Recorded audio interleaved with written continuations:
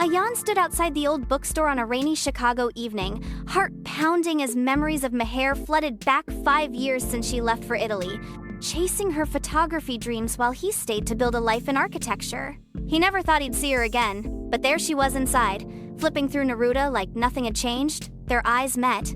"Still reading Neruda?" he asked. She smiled faintly. "Only when I'm in love."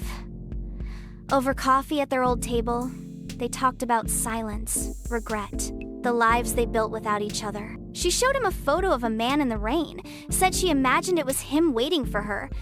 "I was," he said. Then softly, "Come with me," she offered. "Anywhere." He hesitated, tied to the life he'd made, but her eyes begged for courage, not certainty. "I'm not who I was," he confessed. "Good," she whispered. "Neither am I." The rain eased as he took her hand, and with a quiet smile he replied, "I'm here now." And this time, neither of them looked back. Here Emma was late again. The 7:15 train to Boston was pulling away when a stranger caught her arm and helped her leap in, breathless, grateful, and laughing. His name was Noah, and by the time they reached South Station, they'd shared more than coffee and playlists. They'd exchanged childhood stories, dreams, even silence that felt warm. Over the next few weeks, the train ride became their ritual seats side by side, knees brushing, hearts slowly leaning in. One morning, he wasn't there, nor the next. Just when she began to believe it was a fleeting fantasy, he returned, holding a ticket to Paris and a nervous smile. "If I don't ask you to come with me now, I never will," he said. She took his hand without a word, stepping off one train and onto another kind of journey. Every night, Liam drove aimlessly through Los Angeles traffic just to hear her voice. Celeste, from Midnight Letters, the late-night radio host who read anonymous love confessions sent in by strangers. Her voice was soft, magnetic, like velvet dipped in longing. One night, after a brutal breakup, he sent a message of his own, a story of a girl with wild hair and a laugh that could light a room. Celeste read it on air, pausing when she got to the line, "I still wait for her shadow in my passenger seat." Days later, another letter came in. "I think I was that girl." From there, they wrote back and forth week after week, story after story, until she finally said on air, "To the boy in the Honda Civics, I'm ready to meet you." He pulled into the radio station's parking lot with the headlights off, heart pounding louder than the music, and there she was real, smiling and somehow already his.